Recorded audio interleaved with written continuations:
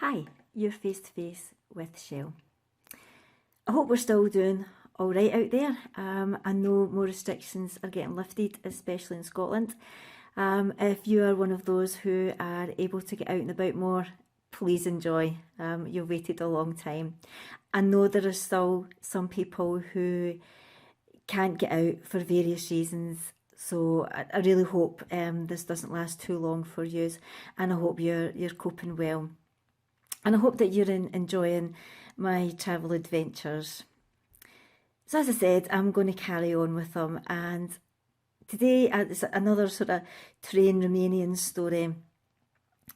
We went to a large train station, obviously to catch a train.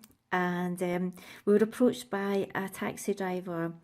And he was asking us where we were going and giving us a price, and I was like, oh, okay, we'll see. We might come back, but at the moment, thank you very much. So we headed off, and we were going to get something to eat. And what me and Chris had decided was, when we were having something to eat, we would weigh up the price of the taxi and the train tickets and see if there was much difference, and if not, we would get the taxi. Obviously, maybe get us there a wee bit quicker, and because the trains in Romania were a bit slow, and maybe give us a different route to go. So anyway, we went into a famous burger place, which I'm still disappointed about, because they'd done a Saxon burger and they always had it advertised, and all through our travels I never managed to get a Saxon burger. I tried everywhere, every restaurant we went into, I said, you got one? They're like, oh no, sorry, we're sold out. So I've never got to taste the Saxon burger, which is a shame. So I can't obviously tell you about it. So I have no idea what was in it, how it tasted. Anyway, while we were sitting having our meal, we'd worked out that the train was going to be more cost effective. And when you're on a backpacking budget, everything really kind of comes down to money, and you're trying to watch how much you're spending, because we had a pot of money and we wanted this to last as long as possible. We wanted to travel and to see as much as we could with the budget that we had. So we decided to go and get the train tickets. Well, before we went out of the restaurant, I said to Chris, look who's looking for us. Yep, the taxi driver. I was like, oh no, because I didn't want to be rude to him, but he's obviously waited for us. But I did say, we'll wait and see. I didn't say for definite. Oh, so trying to dodge him, but yeah, he caught us, and so we just had to say, look, we're really sorry, but we've got tickets and it's just cheaper for us. He wasn't too impressed, but anyway, there we go. So we were looking at our tickets and trying to work out through all these different boards at the train station which platform we were supposed to be on, and we just could not figure out where our train was, and every board was saying something different. It was obviously different regional trains. I think I've maybe spoke about this before. But anyway, we just had to eventually ask a guard, and he was like, yeah, come on, run. And we're trying to get there with the backpacks on, and we eventually got it with, not that long to spare. And as I said, it's like the little Harry Potter trains. I absolutely loved them. And we got into a compartment.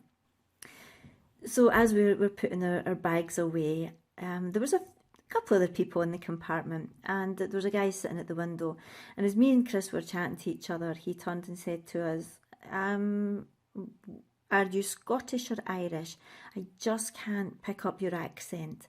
And I said, we're Scottish, but that was awesome that he picked it up. And we started chatting, and it turned out he was a town planner, and we were telling him what we were doing. We were backpacking.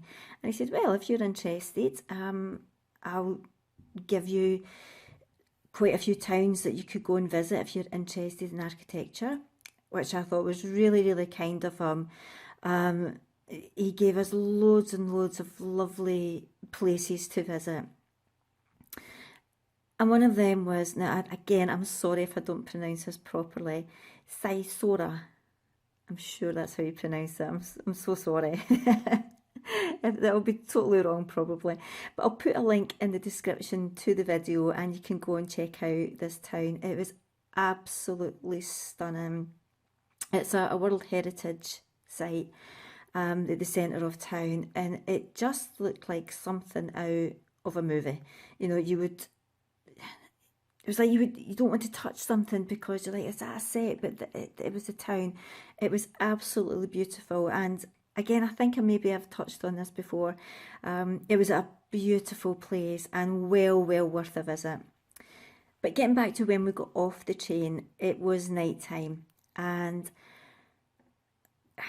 you know, sometimes things obviously look a lot different in the dark. And when we got off, I was like, oh, this doesn't look too nice at all. It was a sort of maybe industrial, and I was like, okay. And Chris was like, no, it's fine. And Chris was awesome at getting us about Europe. As I've said before, if Chris wasn't with me, I would still be wandering about Europe, wondering where I was.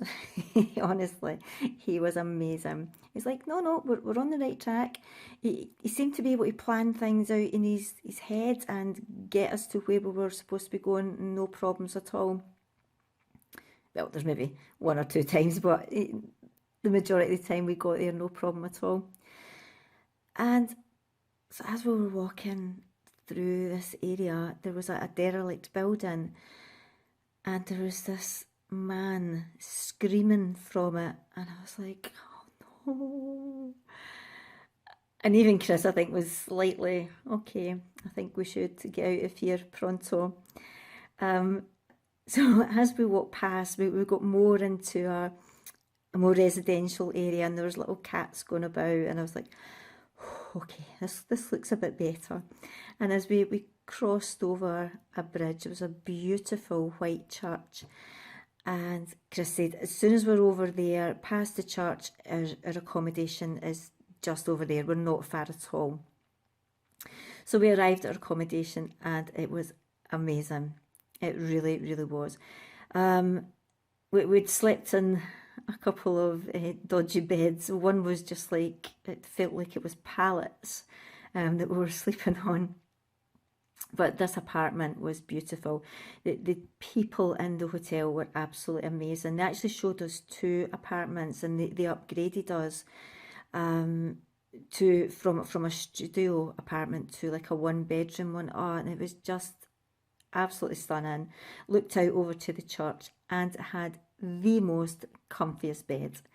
We actually stayed longer. We were only supposed to stay there a few nights, and I think it was over a week we stayed. It was absolutely, I didn't want to leave this bed. I just didn't want to leave it at all. So this town houses a building which allegedly Vlad the Impaler was born in, and it is now a restaurant and a small museum. So we went in, and it was beautiful. I mean, absolutely stunning restaurant. And this is the beauty about when you backpack more east, you can afford to eat out more. You know, it's not just, you know, a quick burger here or there. You can actually afford on a backpacking budget to eat out. And this restaurant was absolutely stunning, you know, proper thick tablecloths. I mean, we were in our backpacking clothes, of course. But the food was absolutely beautiful. And if you head over to my website, and again, I'll put a link to my website and to the page that corresponds to this video, there's a few photographs, and one is of the meal we had, and it was absolutely beautiful. It really was. Now, obviously, you could go up and visit the room where Vlad was allegedly born, and we could see people, you know, paying not a lot of money, you know, a few coin, just to go up and see where he was born. And as we would go up, we seen the bar manager would flick the light switch on and off, so it was obviously telling whoever was up there that there's someone on their way. So after the meal, Chris said, come on, we've got to do it. And I'm like, oh, I don't know. There's obviously somebody up there, or he wouldn't be flicking the light. And he's like, when are we ever maybe going to get this chance again? Come on, we've got to go. So we told him that we wanted to go up as well. So up we go. And of course, behind us, he's obviously had flicked the lights on and off. And we went up the stairs, and you're taken into you go into the room where Vlad was born. And it's very heavy curtains are on either side. Now, I was convinced that something was going to jump out from these curtains, because obviously the guy's flicking the light switch. He's telling someone upstairs, look, you know, here's two coming. So as I enter the room, Chris is fine. He just walks in, and I'm like, oh no, you know, looking about me. So there's a coffin at the end of the room. Now, I'm not really taking that much notice of it. I'm too busy bothered about who's going to jump out from behind these curtains. So as we got closer, of course, what happens? Dracula rises up from the coffin. Oh, I let out this almighty scream. Even the actor who was in the coffin playing Dracula was laughing. You could see his shoulders going up and down. And Chris said to me, what do you think was going to happen? So we had a good laugh about that, and I'm sure the people downstairs had an even better laugh at my almighty scream. So I hope you are enjoying these videos, and I hope it's helping you through these still weird times. Everything isn't back to normal as yet, but we are slowly getting there, and I keep putting out the positive vibes that we're going to get through this. We really are, and keep my vibrations high. And I hope you really are doing okay out there. As I said, I do have a website, and if you head over there, there's lots more information. I know that I've been talking about my backpacking travels, but obviously this is a burn survivor website, and there's lots of information and help over there on my website. Sorry, I should have said channel. But as I said, the channel and website run alongside each other. So please head over. As I said, there's lots more information and help there. You're not alone. Never ever think you're alone. And you can do this, and you will get there. Thank you so much for watching, and a massive shout out to my subscribers. And if you haven't already, it would be awesome if you could subscribe. And if you are, please don't forget to hit that notification bell so you're not missing out on any videos. Also be awesome if you could give me a like and a share. I'm trying to get this out to as many people as possible. It'd be great if you want to leave me a little comment as well. Again, thank you so much. Stay safe, stay strong, and we'll chat soon. Bye.